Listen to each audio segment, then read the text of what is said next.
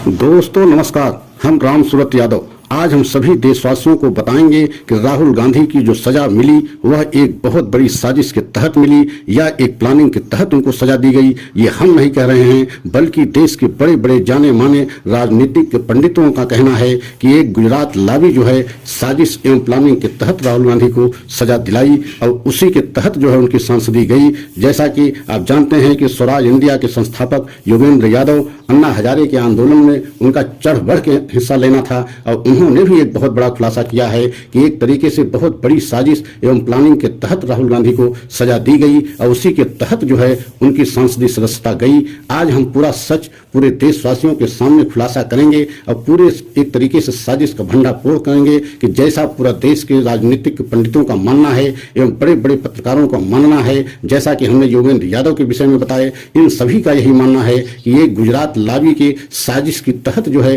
राहुल गांधी की सदस्यता ली गई। तो आज हम सिलसिलेवार खुलासा करूंगा कि किस तरीके से पूरा कनेक्शन गुजरात से जुड़ा हुआ है और किस तरीके से सारी प्लानिंग की गई, इसका भी खुलासा करेंगे। तो आप सबसे पहले ये जानें कि राहुल गांधी जो भाषण दिया था वह जो है वो कर्नाटक मतलब कोलार में दिया था, लेकिन उसमें जो शिकायतकर्ता हैं प्रदेश मोदी गुजरात के बीजेपी के विधायक हैं, यहीं से कहानी शुरू होती है। आप सोच सकते हैं कि कर्नाटक में 2019 में भाषण दिया गया, कोलार जिले में दिया गया, लेकिन शिकायतकर्ता जो है बीजेपी के प्रदेश मोदी हैं जो गुजरात बीजेपी के विधायक हैं। आप कल्पना कीजिए कि जिन विधायक के द्वारा शिकायत की गई या मुकदमा लिखाया गया वह जो है कर्नाटक में उस समय मौजूद भी नहीं थे सभा में जिस समय जो है राहुल गांधी भाषण दे रहे थे। और उससे बड़ी एक अनहोनी है कि जबकि मानहानि के मुकदमे में स्पष्ट ये कहा गया है कि वही जो है व्यक्ति जो है मानहानि का मुकदमा कर सकता है जिसका उसमें नाम लिया गया हो, तो राहुल गांधी अपने भाषण में प्रदेश मोदी का नाम भी नहीं लिया था, लेकिन उसके बाद भी मोदी संयम के मामले में मानहानि के मुकदमा दायर किया गया और प्रदेश मोदी के द्वारा मुकदमा दायर किया गया और कई तारीखों पर जो है मुकदमा चलता भी रहा। लेकिन जब प्रदेश मोदी के हिसाब से मुकदमा नहीं चल रहा था तो प्रदेश मोदी उस पर स्टे लेते हैं, गुजरात हाई कोर्ट से स्टे लेते हैं और स्टे को तब तक यानी बरकरार रखते हैं जब तक उनके हिसाब से या उनके हिसाब से जज महोदय की नियुक्ति नहीं हो जाती। तो आप सोच सकते हैं कि किस तरीके से इसमें एक प्लानिंग और साजिश थी। तो जब आप जानते हैं कि 7 फरवरी 2023 को जब राहुल गांधी संसद में एक तरीके से बहुत तीखे सवाल मोदी जी से एवं बीजेपी सरकार से पूछे थे और यही पूछा था, उन्होंने स्पष्ट कहा था कि बताइए किस तरीके से अडानी के हाथों में देश की सारी संपत्ति बेची जा रही है, क्या पूरे देश के मालिक अडानी हो जाएंगे? तो आने वाले समय में देश किस तरफ जा रहा है, यही सब सारे सवालों को पूछा था। और ये भी पूछा था कि अडानी से आपका क्या रिश्ता है और आप अडानी के अपने साथ ले जाकर के विदेशों में कॉन्ट्रैक्ट क्यों दिलाते हैं, यही सारे सवालों को 7 फरवरी 2023 को पूछा था। तो उसी सवालों को पूछने से एक तरीके से बीजेपी एकदम तिलमिला गई थी, तिलमिला ही नहीं गई थी, बीजेपी एकदम जो है हैरान परेशान थी और यहां तक कि राहुल गांधी से पूछे हुए सवालों को एक तरीके से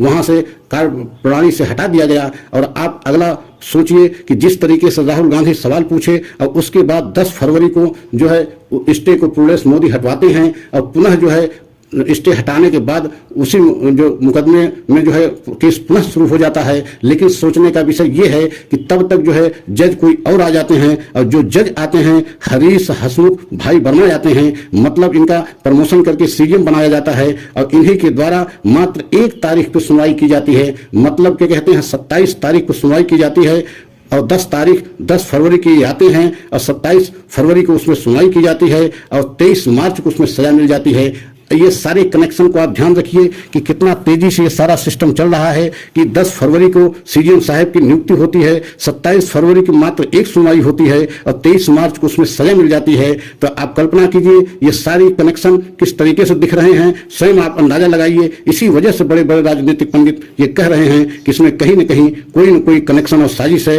और 22 अप्रैल 2023 को जब सेशन कोर्ट में राहुल के तरफ से जो है अपील की जाती है तो वहां भी जो है राहुल की याचिका को खारिज की जाती है, राहुल की बात को नहीं माना जाता और जो सजा जो है सीजीएम कोर्ट से लोअर कोर्ट से मिली थी उसी को सेशन जज राबिन मोगेरा जो है एकदम मानते हैं कि जो सजा मिली है एकदम सही मिली है। तो आप सोच सकते हैं कि राबिन मोगेरा कौन है। राबिन मोगेरा के विषय में यह खुलासा हुआ है कि 2002 में जब गृह मंत्री हुआ करते थे अमित शाह गुजरात के, तो उस समय राबिन मोगेरा एक तरीके से अमित शाह के वकील हुआ करते थे और अमित शाह के जितने मुकदमा होते थे उनको राबिन मोगेरा ही देखते थे और राबिन मोगेरा ही इस समय सेशन कोर्ट में जज हैं और उन्हीं के द्वारा जो है ये राहुल गांधी की याचिका खारिज की जाती है। तो आप पूरा कनेक्शन देखिए कि राबिन मोगेरा एक तरीके से अमित शाह के बहुत ही नजदीकी माने जाते हैं। अब उसके बाद जब ये मामला हाई कोर्ट में पहुंचता है तो हाई कोर्ट में राहुल का मामला गीता गोपी के सामने, जो जस्टिस गीता गोपी हैं उनके सामने जाता है। लेकिन कुछ समय थोड़ी देर सुनवाई करने के बाद गीता गोपी स्पष्ट मना कर देती हैं कि हम इस केस में सुनवाई नहीं करेंगे, इसे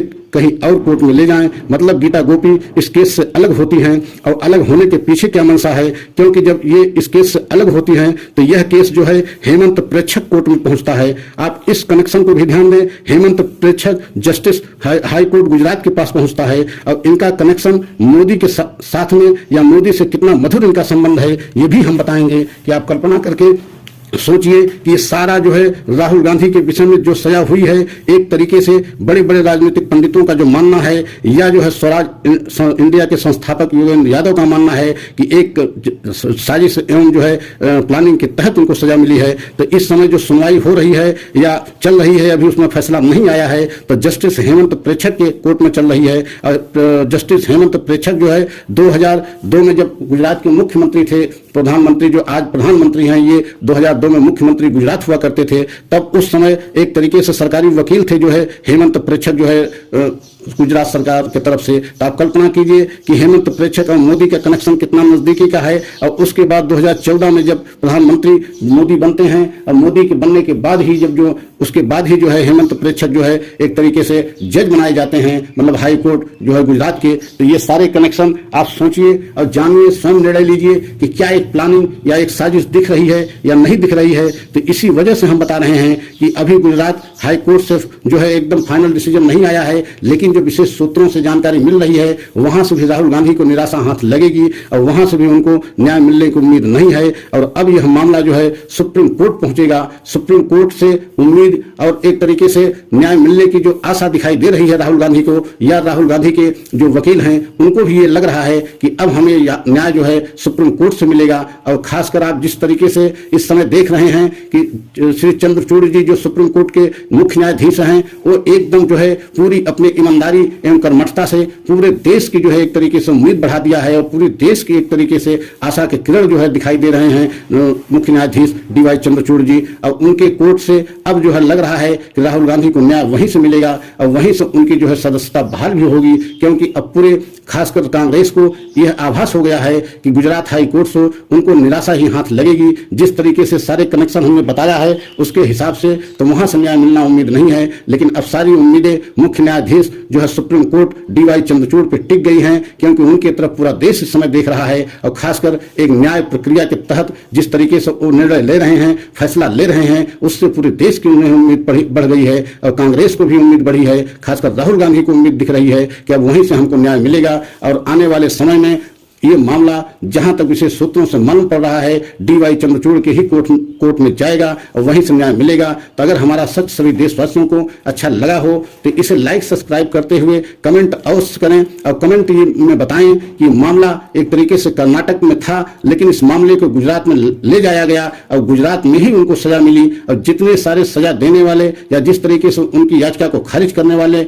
जज महोदय हैं, उनका कहीं न कहीं कनेक्शन एक तरीके से अमित शाह से या प्रधानमंत्री मोदी से है। इसीलिए कहा जा रहा है कि एक प्लानिंग एवं साजिश के तहत जो है राहुल गांधी को सजा दी गई और उनकी सदस्यता एक तरीके से छीनी गई, जिससे वो संसद में बोल न पाए। लेकिन राहुल गांधी ने स्पष्ट किया है कि हम जनता की आवाज सड़क पर रह करके भी उठाएंगे और उसके लिए हमें जो भी कुर्बानी देनी पड़ेगी हम सब ही कुर्बानी देने के लिए तैयार हैं, क्योंकि हमारे पिताजी और हमारी दादी माँ इस देश के लिए कुर्बानी दिया है। हम कुर्बानी देने से पीछे नहीं हटेंगे। और राहुल गांधी के इसी बयान से अब बीजेपी एकदम घबरा गई है। तो आप सभी देशवासियों को हमारा सच कैसा लगा इसे लाइक सब्सक्राइब करते हुए कमेंट अवश्य करें। अगले सच की प्रतीक्षा करें। जय हिंद।